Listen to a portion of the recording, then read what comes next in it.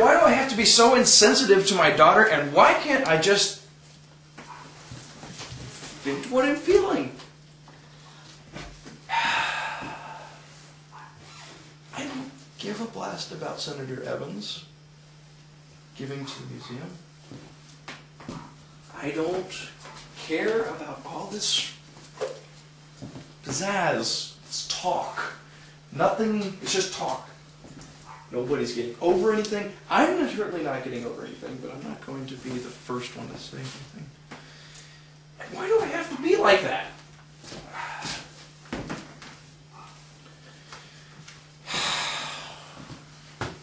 But, I mean, that's how it always was.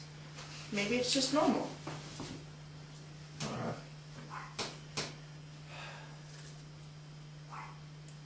You're what's missing. It's always right. Step there. You're not back? Okay.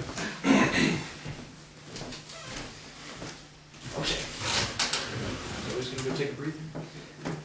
I tried. Why don't you just sit down? I tried to make this way. I tried to be all happy. Happy. All getting over it. The truth No, is, just it's remember, not some of us are just, some people always have a hard time. I know some of us are a little further along than others. You We're all can't gonna understand stand a family, that's woman. what's important. No one's over it. It's the simple fact. Mom, you're still We're sad about getting being there. gone. We're getting there. It's okay. It's Really? It would be better if you would eat a little more. Food is always good, it's settling, it's part of the normal forget routine. the food. A little, you need to eat more, you're having a baby. I had 3 pieces of Have a little. Okay, there. Okay, you're have right. some carrots, but food. Are So we really please join us at the Any table. better? You need to have some sustenance here. It may not be the ham, I'm sorry, but it's just a new thing, new change, new everything. We just need Hey, some. Grandma. Oh, did you get the cranberry sauce? Okay. Let's hear from Ruth. I'm so glad my holiday is not like yours. So this is exactly what ours is like. We're not acting, did we tell you? I have, yeah. Our house next year for Easter. You with us. All right, go ahead, Ruth. Talk to us. You know, I actually tried for once to just lay it all out there and let people know that I'm not okay. And nobody cares. They're all still trying to hide the fact that they're miserable. You know, as much as I hate to say it, because I always tried to hide it, Mara was the center of all of our lives. But, I mean, Ruth, maybe they're not actually hiding anything. Maybe they are okay and it's just you. Which, I mean, would be okay. No. That would be fine. Mara, I know every one of the people sitting there. They're miserable. When you were here, you always knew how to fix it.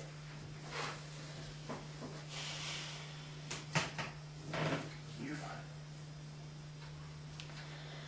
Well, look, just maybe, I mean, you could remember how I was. And Then they'll just think I'm trying to replace you. well, I tried to be you for so many years, and it never worked. not really. That's kind We're still at Easter dinner. Old still. I was serious about cranberry sauce. We don't have.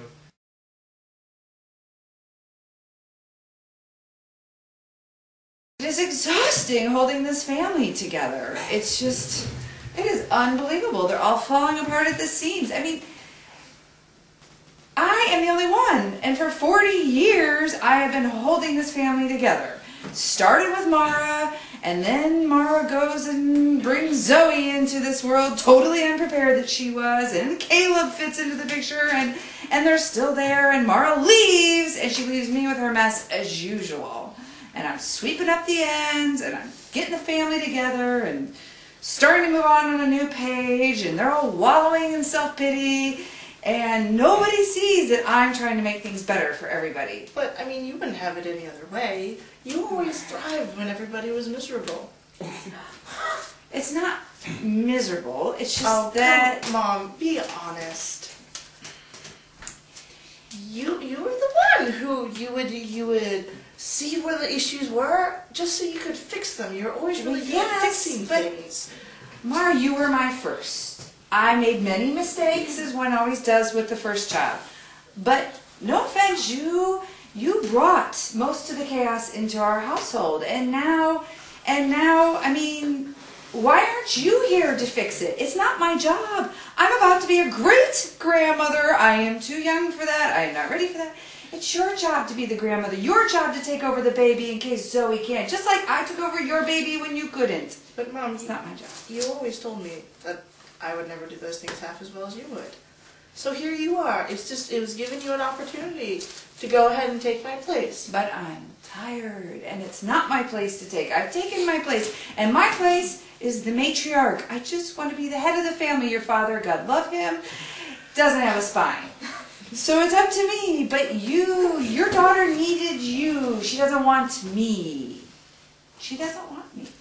All right, step there. Let's just go straight here from Thomas. Loving grandmother. Unfortunately, this is all too familiar. No, I don't talk to my grandmother that way, but she might not understand. No, I talked to her. Turn it, Caleb! Get a grip over yourself. Everything, I'm trying to make it better so Dad might actually trust me with something for once. And, let me gently give is the proper word.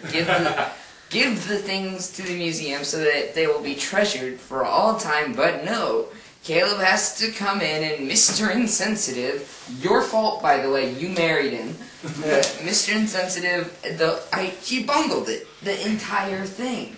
Well, could I ask a question? I never actually liked the stuff. What's the big deal with them? Like the what, sorry? The thing you're trying to give away. I mean, what's the big deal?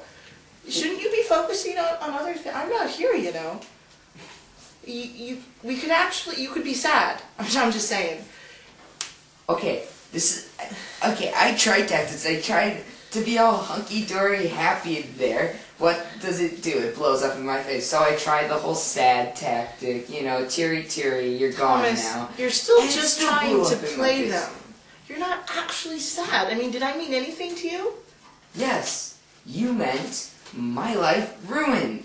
You were the one always getting in the way. I mean, you were the one, because you did horseback riding or whatever, you were, because you were the oldest one. You always got the first chance to try everything else, and we were always behind you. And Ruth's 5 years older than me. You're, 10 years older than me.